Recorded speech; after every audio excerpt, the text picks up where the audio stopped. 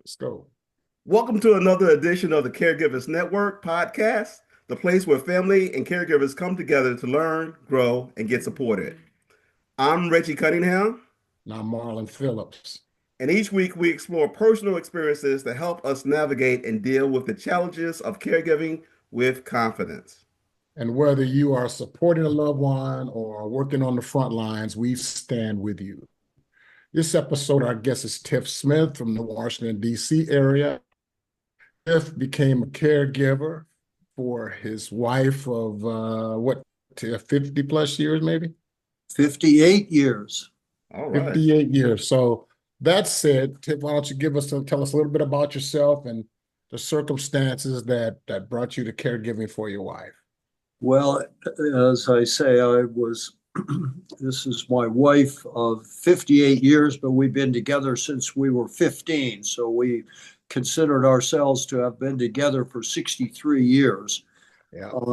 And this was a woman that I got married to when I was in college because she had to marry me because I got her pregnant. And and she took care of me, put me through law school at the University of Chicago Law School, and supported me through a long and successful legal career.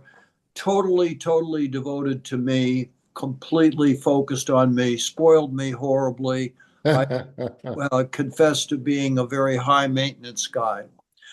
My world changed 100% on April 10th, 2022, when my wife and I were on an event, charitable event. It was a rally, and we got broadsided by a car, and my wife suffered brain injuries and all kinds of injuries.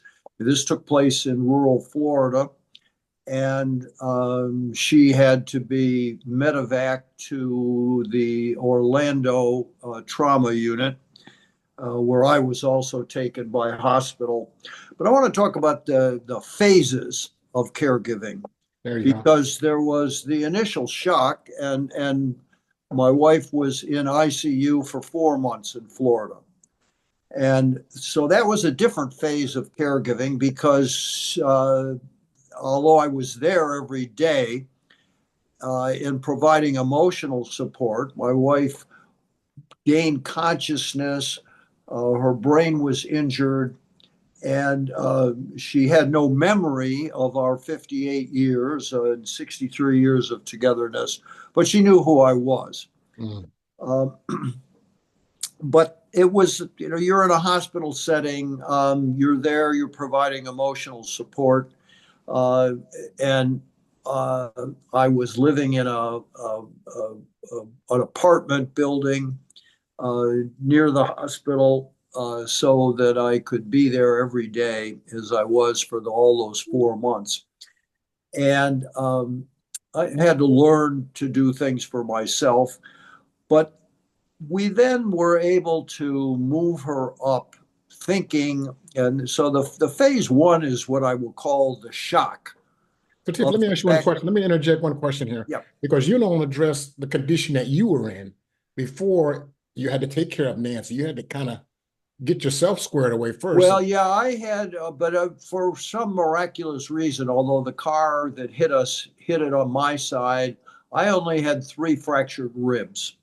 So I Wow. only spent a few days in the hospital. I did have an incident where I nearly died because my chest cavity filled up with blood. It was pretty scary for my family, but I was only in the hospital for a total of 5 days during Okay. the 4 months that my wife was there. I just didn't want to minimize that because you were in pretty bad shape yourself, and you, in addition to taking care of yourself, had to start looking after Nancy and the family Right, as well. and as I was blessed with support from my son and my daughter, my son in particular, who came from California almost every other second week to spend 3 or 4 days with me there.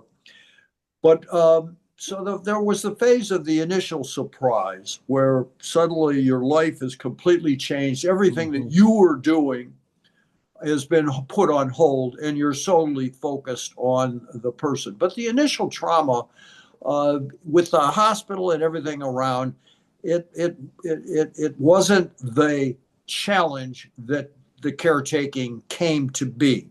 Mm-hmm. Because after 4 months, we were able to move my wife back up here to DC with a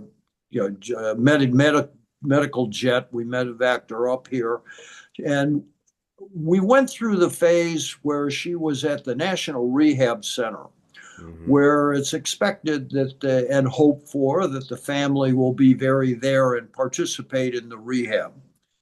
And I went through the phase of rehab believing that my wife was going to get better and that my wife was going to be restored to the person that I knew and that I loved. Wow. And you have to understand the injuries that she had left her with no memory. She was not able to speak audibly, and she was largely wheelchair bound because she'd had some fractured pelvises. Eventually, she became a little bit ambulatory. But it became apparent that she was not going to be able to be rehabbed in any meaningful way. And the rehab hospital dumped her out, and we ended up bringing her to home care at my place in the Watergate here in Washington, D.C. Now, this was a difficult phase because everybody told me if I got her home, that her brain was going to recover. And we got her home, and she was, for whatever reason, now that she wasn't in the hospital setting, she became extremely aggressive towards me, which is characteristic of dementia. I subsequently learned, but I was totally unprepared for it. None of the people at the hospital had prepared me for this. Wow. And when I brought her home, I was blessed because I was able to organize 24/7 because she required skilled nursing care, 24/7 skilled nursing care, which I had a good argument would be covered by Blue Cross Blue Shield, my insurer. Right. But they were not up to it. But in any event, I mean, my wife was angry at that everybody telling her what to do. Wow. Yeah. When I wanted to take her, she had a bad bed sore. We wanted to take her for wound care. She didn't want to go, and I at that point I was not realizing what I needed to learn, which is that with a dementia person, you just go with whatever they're doing. You don't try and argue with them. You don't try and do anything. But I was arguing with her, and we actually, I mean, she was hitting me, telling me, kill me. It was horrible. And fortunately, I was advised to get my own psychologist, somebody who understood brain injured people and could help me process this. And she got me to get my wife to a psychiatrist and get her medicated. Wow. And once she was medicated, I never had any more aggressiveness. But So remember, we talked yesterday that, and this my mantra I'll share with Reggie and you and I talked, that we are praying for strength for you, right, not for patience, because as you just alluded, your patience was definitely tested. So we send you strength. Well, I needed this strength. So and I was really strong until December 28th of 2022, because the issue was whether we could get her off a trach. She had to breathe through a trach, which required a lot of maintenance for suctioning and things like that. And I'd been told she's going to be able to get off the trach, that there's this great doctor at Johns Hopkins, the world's greatest laryncologist, and We went to see him in October, and he said he thought he would be able to get her off the trach, but he was going to do an exploratory surgery. Wow. He did that on December 28th, came out and said, I'm sorry, I could put her through an 11-hour surgery, but this is the best you're ever going to see her. She's never going to get better. Mm. And for me, that was hugely depressing. And because the motivation I had in being a caretaker was to help her get back and recover and be the Nancy that I knew and loved for all these many years. Yeah, yeah. So I now had to shift into gear as to my duty as a caretaker now was to make her as comfortable and allow her as much happiness as was possible given her condition for as long as she would live. Now, right in that January of 2023, because of being on a trach, you're at risk of aspiration, choking to death constantly. And in January of 2023, she had a choking incident. Wow. We had the doctor who would come to our home as opposed to having to go to see him. The doctor came and told me she was going to be dead in 24 hours. Wow. She did not. She survived. Wow. And but we then, as a result of that incident, she went into hospice care. But hospice care continued until she passed finally here on June 4th of this year. So I had 2 more years of caretaking. And while I had 24/7 nurses, so I didn't have to do which would have been horrible for Nancy and for me. I didn't have to change her because she was not able to do that herself. She was incontinent, wasn't even aware. I didn't have to do a lot of those things, but I was present. Even though I had 24/7 nurses, so I could theoretically go away, the most I could emotionally handle in going away was for 4 or 5 days at an absolute max. And usually that was when my son would come and stay with her while I was gone. And I developed various things that I did to give joy to her and to myself that were meaningful. When she was in the hospital, somebody got her to play the game Uno. Yeah. So she seemed to enjoy that, and I played Uno with her almost every day. Wow. With a regular deck of cards and Jack's Wild, and I made sure she won every time. Wow. You're a saint. And I would act, because I'm a very competitive guy. I was a trial lawyer. I'm a competitive athlete. I'm a very competitive guy. I would act like it was the world's greatest tragedy that she beat me again. And she would just laugh. And I don't know if you remember the movie Love Actually, but Billy Bob there had that song.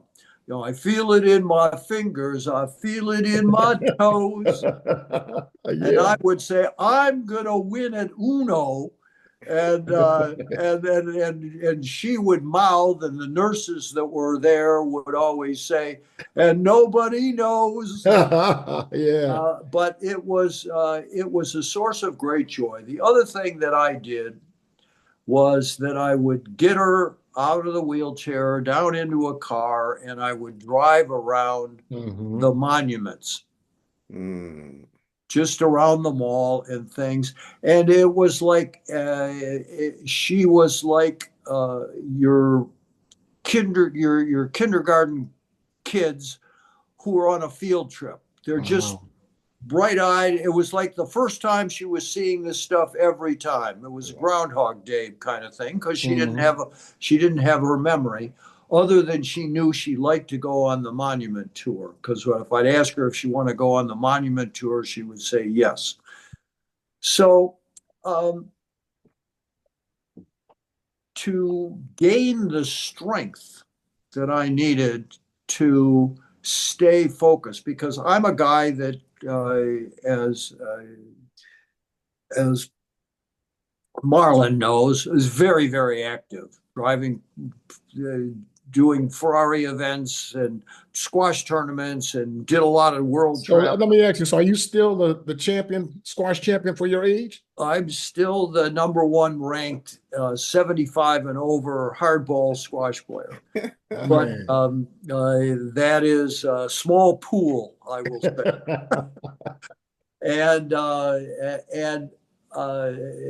And so I relied on my faith. I prayed. I got a lot of strength from God.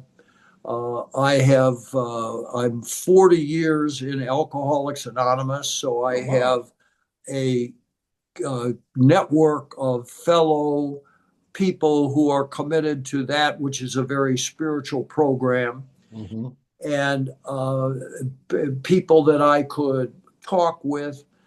I did in 2023, when, to overcome the depression of learning that she was never going to get better, I went out to California and I went and hugged redwood trees.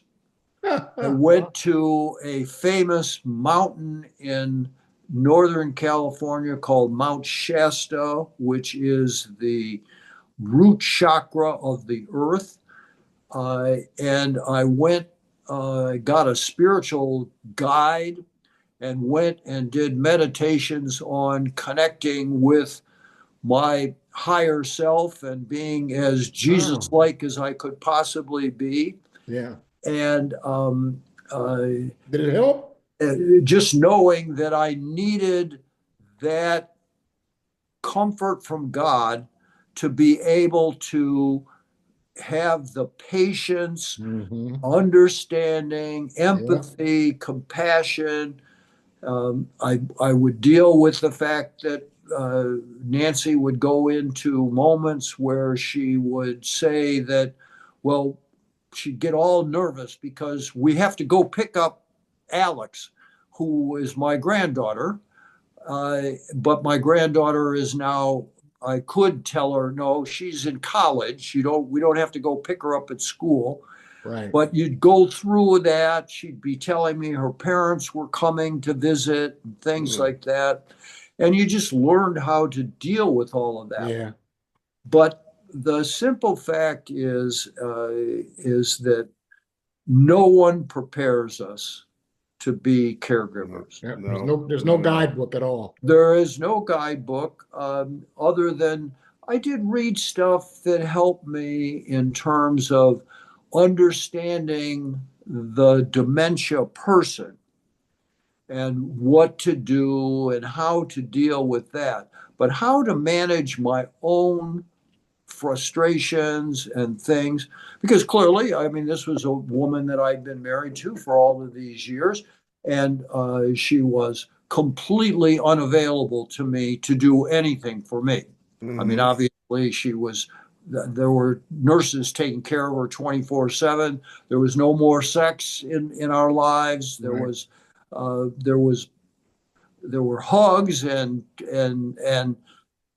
pecking kisses and things like that, but there was nothing of what life was before. Yeah. And a question that Marlon had asked me yesterday, which was something that I had really struggled with, because this accident occurred with me turning supposedly left onto a highway. And so I always felt guilty that this devastation that occurred to my wife with minimal damage to me was my fault. I had to overcome that anger at myself for having this happen. And again, it's just where your faith comes in. Is nothing happens in this world other than God wills it, and He works in His own strange and mysterious ways His wonders to perform. Mm. And uh, the the final phase now is, of course, my wife passed, and I held a series of events. She passed on June 4th. I held a series of events. We had a very intimate family event at the funeral home right after she passed with the nurses.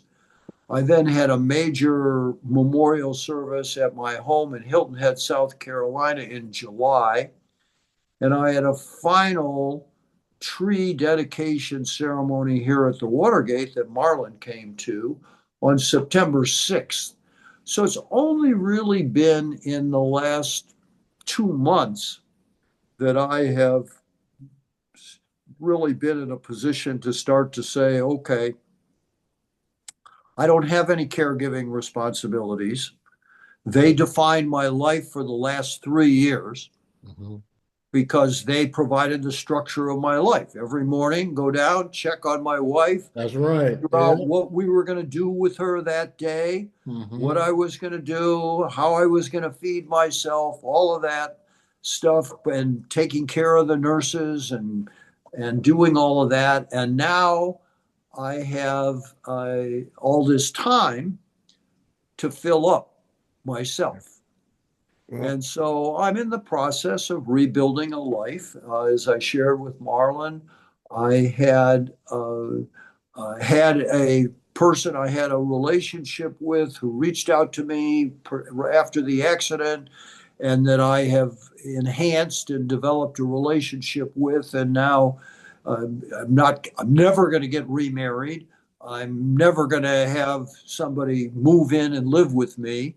But we travel together and do things together. And she comes to see me at least every 10 days or so for a period of time. I'm going away with her next week for my 79th birthday, which is Wow. hard to believe I could be that old. But in any event, so I don't.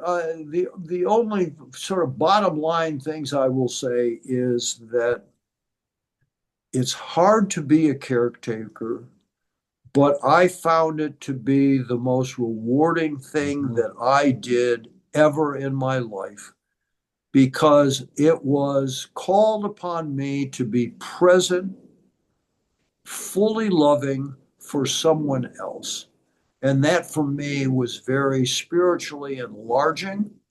It was something that allowed me to have what I wanted, which was a good closure with this wonderful woman who had been so devoted to me.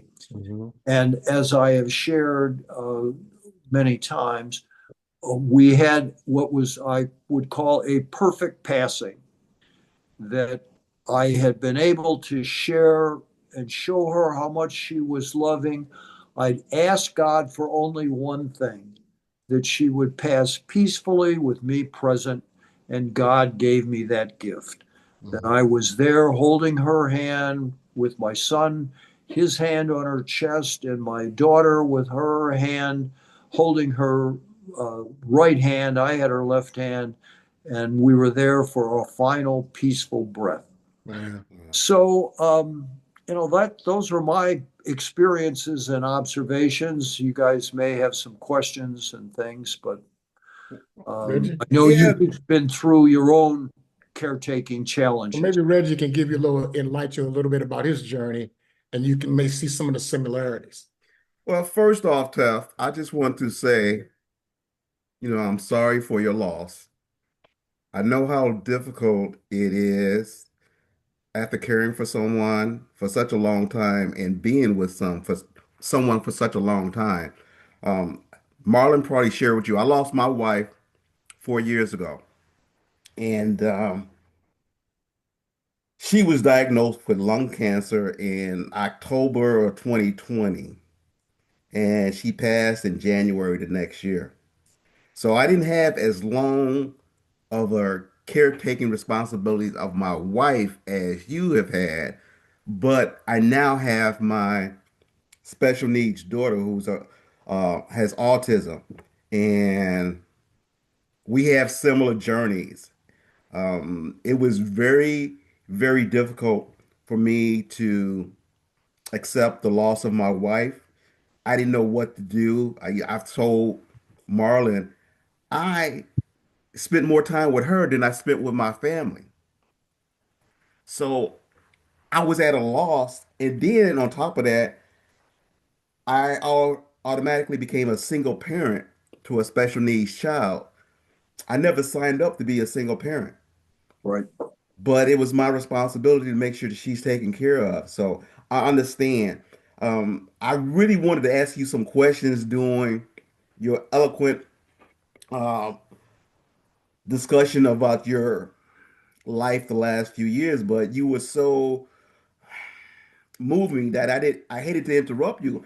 One of the things I wanted to ask you was how did it make you feel when your wife became violent, after all these years? Because that I know that wasn't the person you married and shared your life with, and I know that that really wasn't her. It was the effects of the accident. Right. Well, it was devastating because here I'm sitting there, I've sacrificed my entire life, Mhm.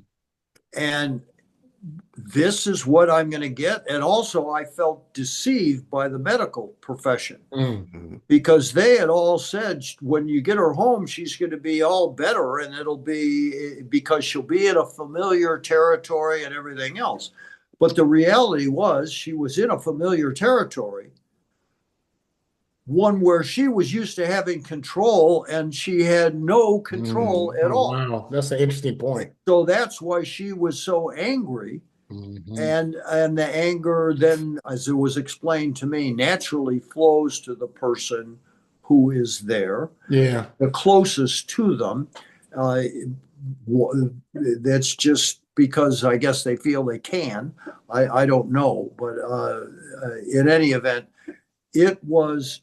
Uh, uh, I mean, I didn't think I was. It I was agree. always I was always told by I had 8 nurses that were covered the 24/7, consistent for the same 8 nurses for the 3 years.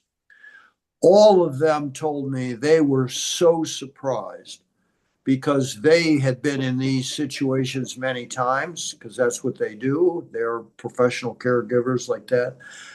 They were said most men disappear. Hmm. Most men disappear from the wife. They Mhm. just put them in a nursing home and forget about them. Yeah. That's true. And when I was having that aggressiveness at me, I was thinking about putting her in a nursing home. I mean, Hmm. I can't deal with this. I'm I not. I'm understand. not going to give up my life to be abused. I Hmm. understand. Yeah. And but fortunately, almost immediately upon being medicated, that ended. So that lasted only about 5 weeks. Okay. Okay. Wow. Well, good. I got to commend you for staying true to your vows.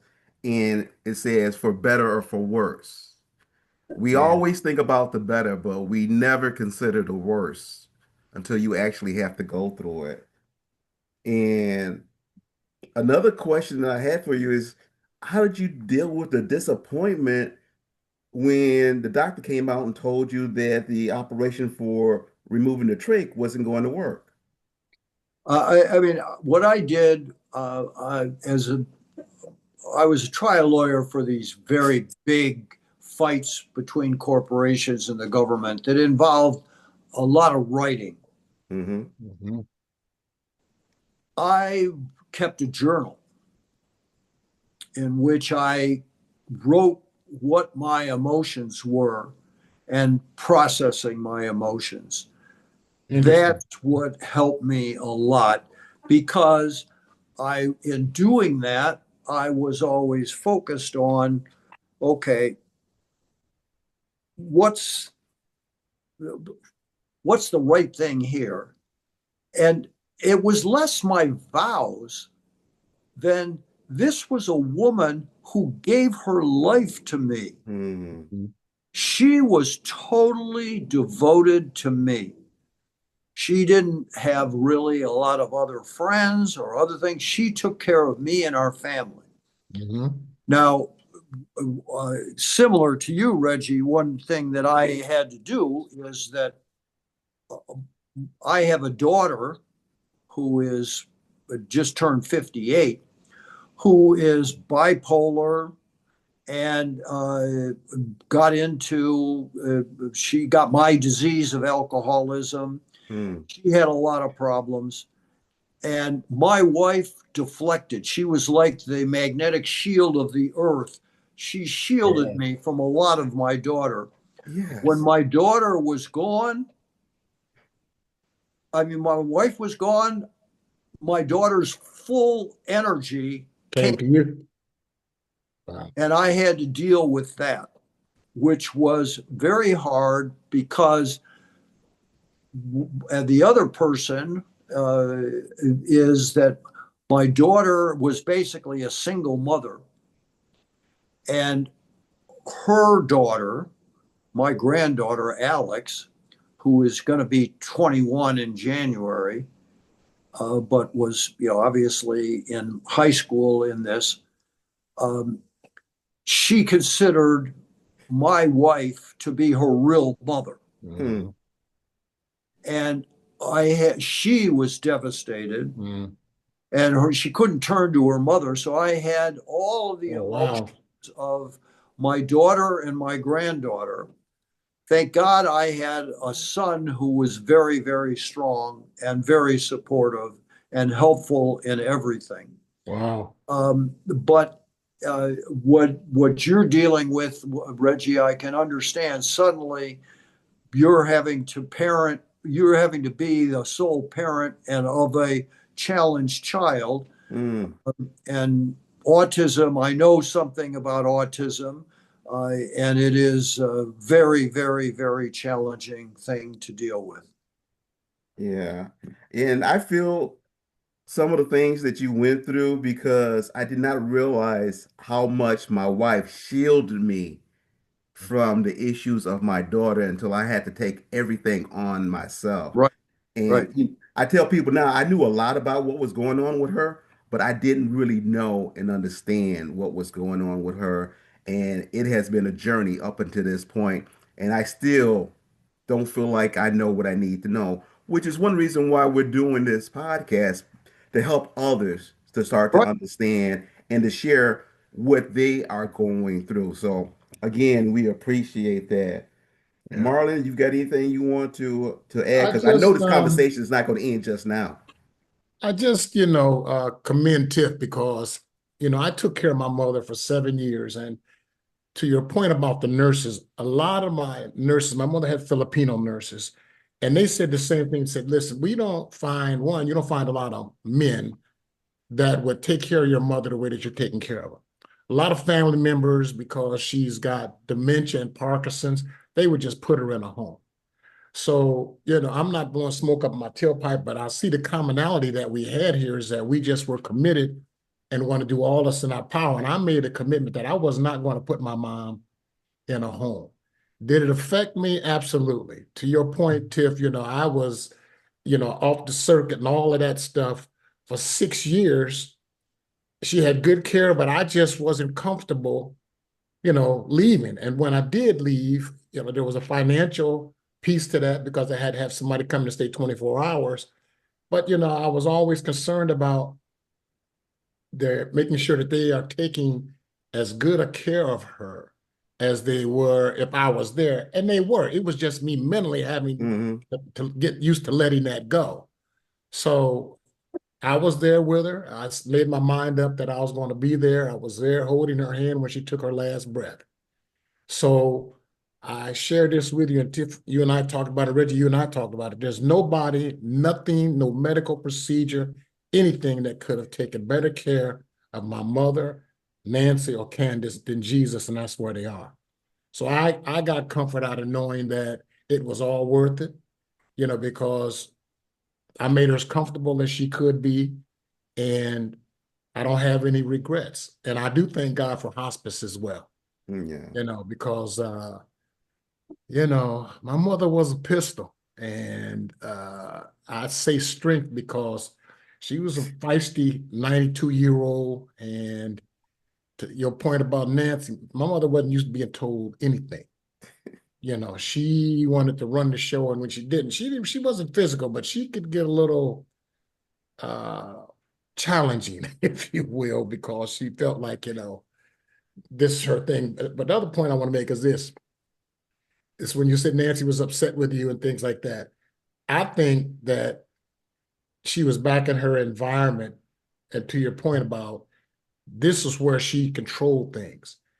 And I'm not used to people telling me what to do in my own house. Even though I might be incapacitated, I'm not, this is my house. And you guys came here and I was running the show. So I think it threatened their independence, which then just yields itself back to a whole lot of other circumstances. It's like my mother, I'd be talking to the nurse, and my mother would say, you guys need to talk to me about things that you're going to be taking care of me with. I was like, Mom, we're talking about you, but I need to be involved in the conversation. I don't want people making decisions for me about me without me being involved. Okay, so we're just saying we're going to get some physical therapy. Is that okay with you? Yeah, I was going to agree with that anyway. Just little stuff to your point about having to be patient, because, they just feel in their mind, dementia minds are not the same, that you are taking some of my independence from me. Some of the freedoms that I've had here all my life, I don't understand why you're treating me like this. And then, there's lashing out and just being pissed off. So I think it's just part of the dementia. Well, I know that we tried early on, because when you're in the hospital has got its own routine. Right. So there was a structure. Mm-hmm. And we tried at the beginning to put in some structure but she was having none of it. And That's we right. eventually just decided we let her sleep until she wanted to get up. That's right. She was fed through a tube, but they could just hook up the tube at any point in time. Yeah. And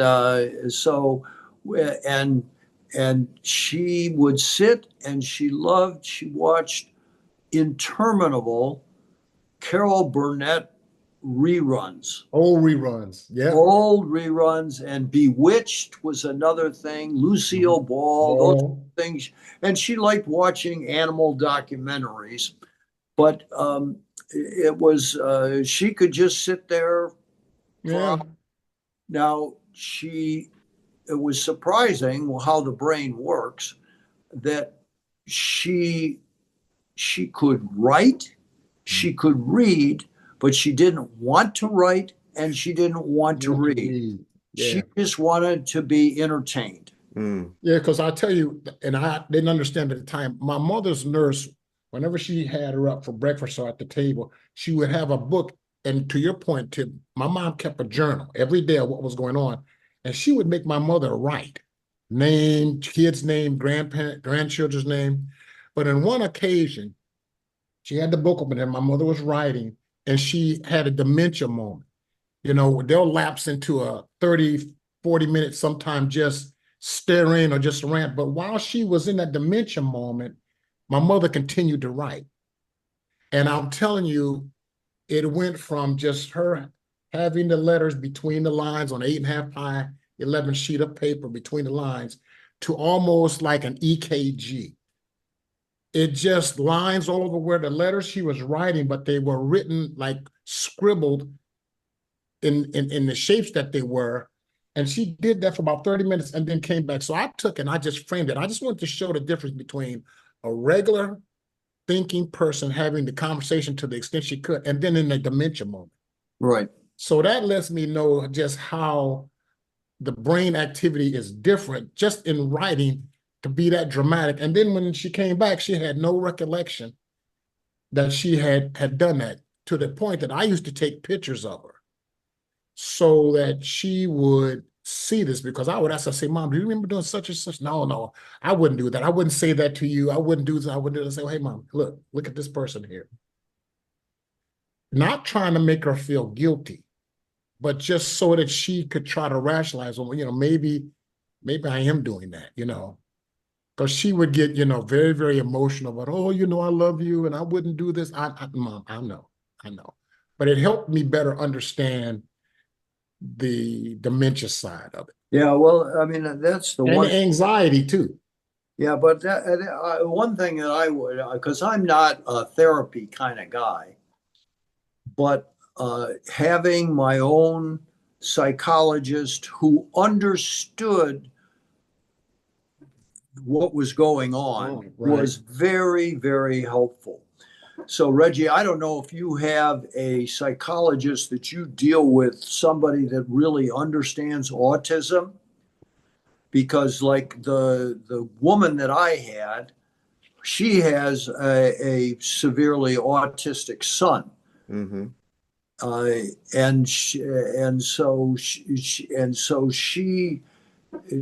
She was very compassionate and empathetic, but also no bullshit. Right. Because the difficult thing I had was that uh, in October of 2024, Nancy fell and broke her hip. Oh, wow. And so she had to have hip replacement surgery, which is, talk about, but otherwise the hip wouldn't heal without huge pain. So you go ahead and do that, even though and then on May 7th, she was going for a medical appointment, and the Uber driver wasn't helpful, and she was trying to get out of the car, fell and broke her ankle and her right upper arm. Damn. And at that point, the way I said was, she was 3/4 of the way Jesus, because she would have a nail in her right foot, she had a nail in her left foot, a nail in her right arm. And when she was in ICU, they'd cut her stomach open. So she'd already been stabbed in the stomach. Wow. And that was when the hospice doctor said, it's time to terminate her tube feeding. Right. And we knew she was going to pass. But that was a hard decision to do. But when I was sitting there saying to my therapist that, well, this decision has come to me, and maybe we'll wait until after we've taken her back again to my home in Hilton Head. And she said, there is not going to be any right time to pull the plug. Yeah. And you take her to Hilton Head, she falls again, and then what do? You don't have your 24/7 nurses all there. You're stuck in Hilton Head. Mm-hmm. The time is now. And, wow. And I needed that external push, because my daughter was sitting there and my granddaughter was sitting there. No, you can't take Jima away. You can't, we need her, even though she's the way she is. We need her. Wow. And yet she was suffering, and it was not the responsible thing to do. But if you don't have somebody, I urge you to get somebody. Well, like you, I'm not really kind of a therapy type guy, but remember, it's not personal therapy, it's situational therapy. That's a good point. That's a good point. But I do have somebody in my life who understands a little bit more, is a little bit more compassionate than I, because us as guys, we're not always that compassionate unless we're trying to get some. But anyway, she helps me to understand more.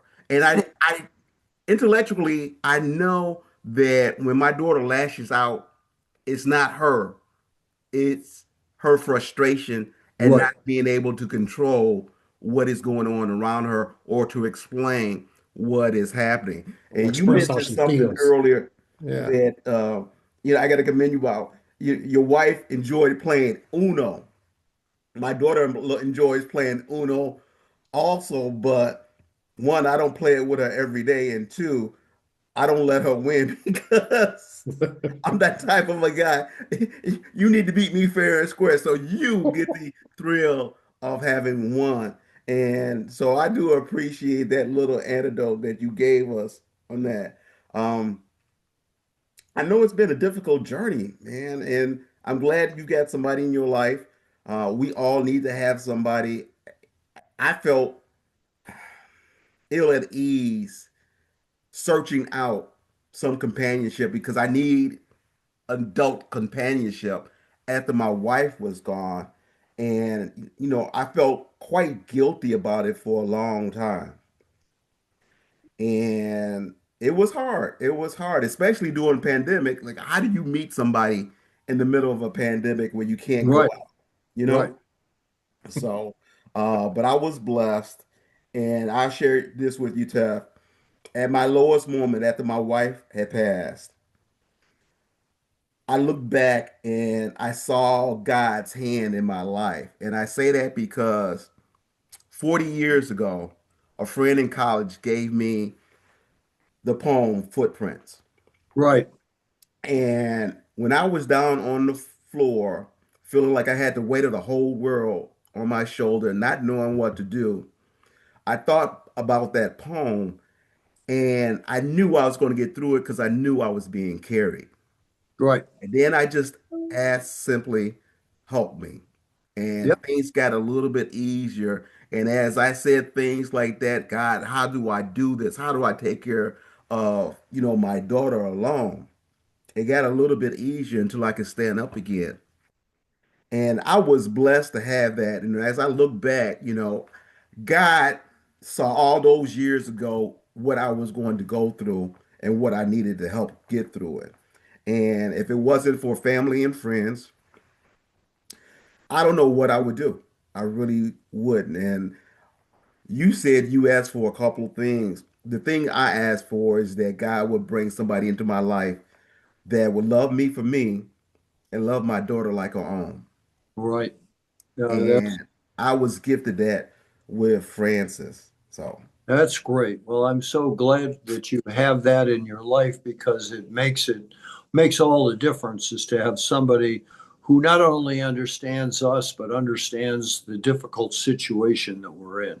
right, right. And so, like, she's coming in with her eyes wide open and she knows what my life is like. And she knows that anybody in my life is going to have to accept my daughter Right, also. exactly. So, yeah, so that was a blessing. And, I thank her for being that blessing. Um, wow. Well, I think that all of this underscores one thing is that without a faith and a belief in God of our own understanding and uh, to give us exactly what Marlon said is that what we need is the strength to persevere. Mhm. And the patience will come with that strength. But and God provides that strength. Yeah, Yes. as it says, God will never give us more than we need to handle or need to try to handle, so that we can handle it next better. Yeah. Sometimes it can be a heavy load, Hey, well, brother. I got to share this with you because you reminded me of something.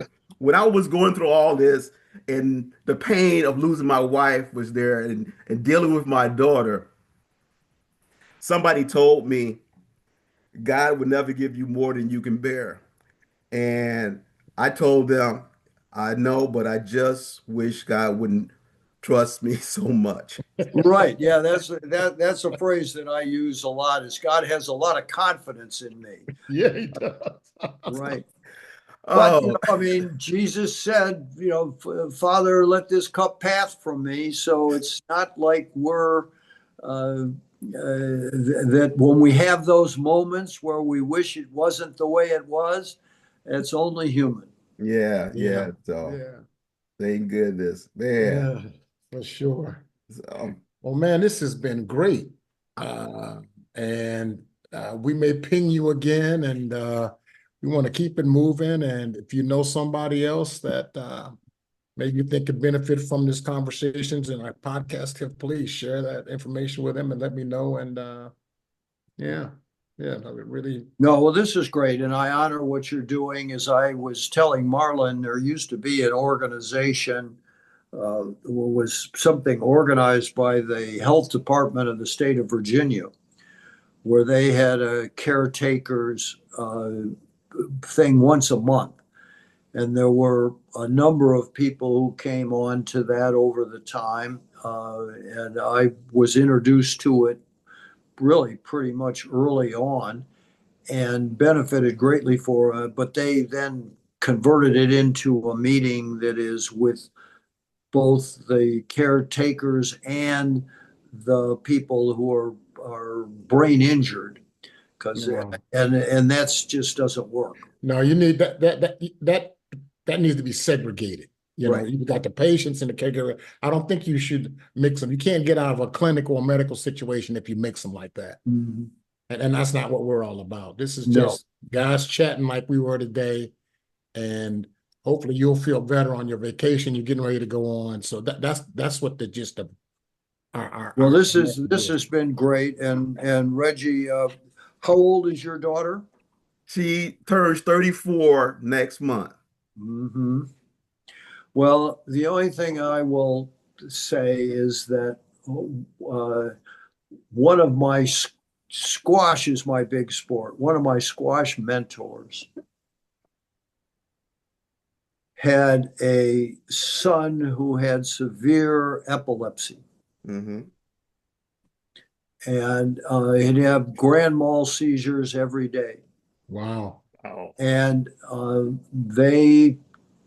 he was as peaceful and loving a man as anyone could be.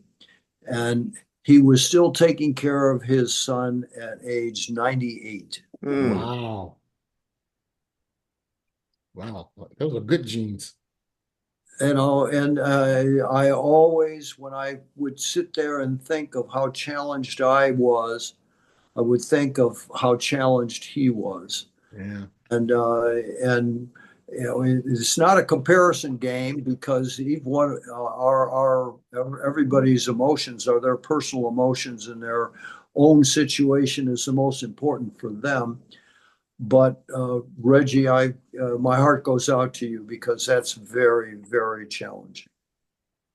Yeah, thank you. I appreciate that. But it's an act of love. Exactly. Besides, I told Marlon I couldn't do anything else because I would hate for my wife to come back and haunt me because I wasn't taking care of my daughter, So Well, that's Marlon one. knows she would too. Yeah, she probably would. For that same reason, I've been a lot more patient with my daughter. I hear you. Yeah. All right. Well, man, it has been a great conversation, and I really appreciate you joining us, Tef. Um, man, yeah, we'll have to do this again. I'm sure there's some things that we did not touch upon that we can explore. Like one of the questions I might have for you is like, what have you learned from this journey? You know, or what do you think we can do to help others who are walking down this path? Yeah. That's something we need to explore.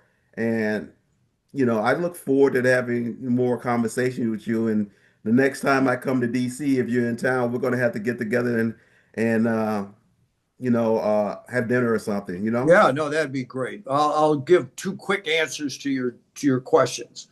Is the thing that I learned most is to trust in God, Yeah. and that God loves me, that I'm a child of God, that Hmm. Nancy was a child of God, and God knows what's best for everybody.